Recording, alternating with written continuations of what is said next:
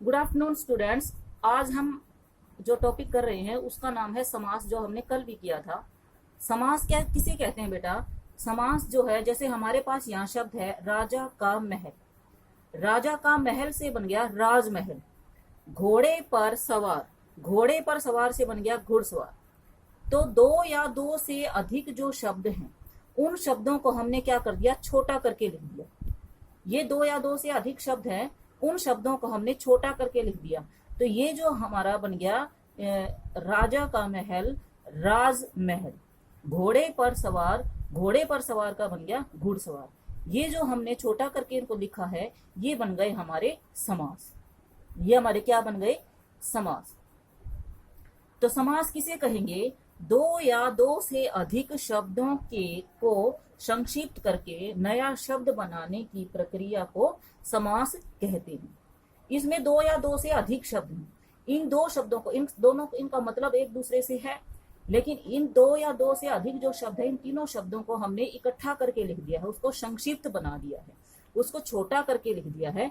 तो ये हमारा बन गया समास। इसी तरह से घोड़े पर सवार का जो है उसका घुड़सवार है, घुड़सवार भी क्या बन गया? एक समास बन गया है। तो इसकी परिभाषा को हम किस प्रकार से पढ़ेंगे? दो या दो से अधिक शब्दों को संक्षिप्त करके नया शब्द बनाने की प्रक्रिया को समास कहते। उसके बाद आ जाते हमारे समस्त पद। समस्त पद क्या होता है? शब्दों के मेल से बने हुए शब्द को समस्त पद कहते हैं। अब शब्दों का मेल जैसे है हमारा है, जैसे ये हमने बनाया राजमहल, ये हमारा शब्दों का मेल, ये हमारा एक शब्दों का मेल बन गया। तो ये जो मेल बना है ये हमारा है एक समस्त पद। ये पूरा क्या है? हमारा एक समस्त पद। लेकिन इस समस्त पद में दो पदों का इस्तेमाल हुआ है। क्या? एक तो पूर्व पद और दूसरा उत्तर पद। राज जो है इसमें ये है पूर्व पद, ठीक है, और महल जो है ये है उत्तर पद।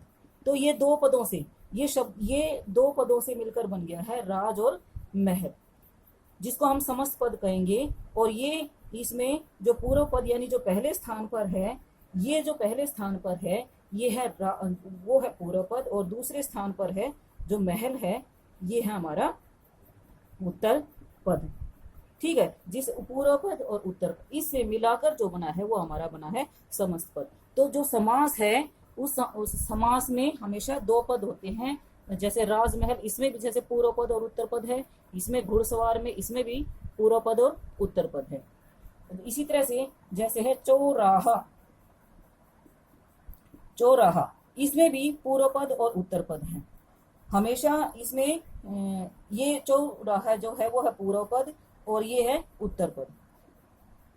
हमेशा समास के अंदर जो तुमने ध्यान रखना है, या समस्त पद के अंदर तुमने ध्यान रखना है कि इसमें पूर्व पद कौन सा है और उत्तर पद कौन सा है।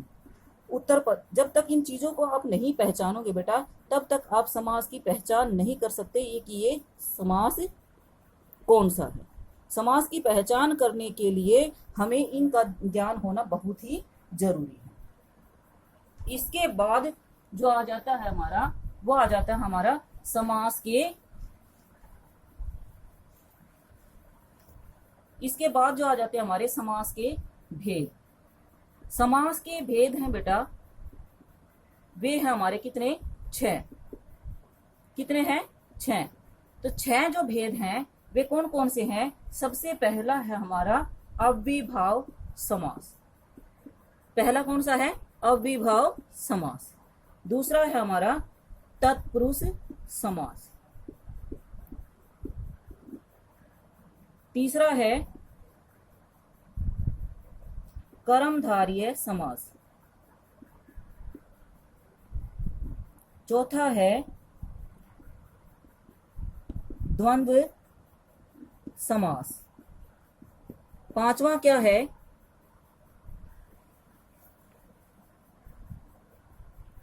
पांचवा है हमारा द्विगु समास। और छठा क्या है? छठा है हमारा बहुव्रीहि समास। तो समास के बारे में जो तुमने जानने वाली जो बात है, समास के बारे में जानने वाली बात ये है कि इसमें हमने पदों को देखना है। पदों को देखना है, क्या देखना है कि इसमें पूर्व पद कौन से हैं और उत्तर पद कौन सा है। इसके बाद हम इसकी परिभाषा करेंगे, जो हम कल की वीडियो में करेंगे।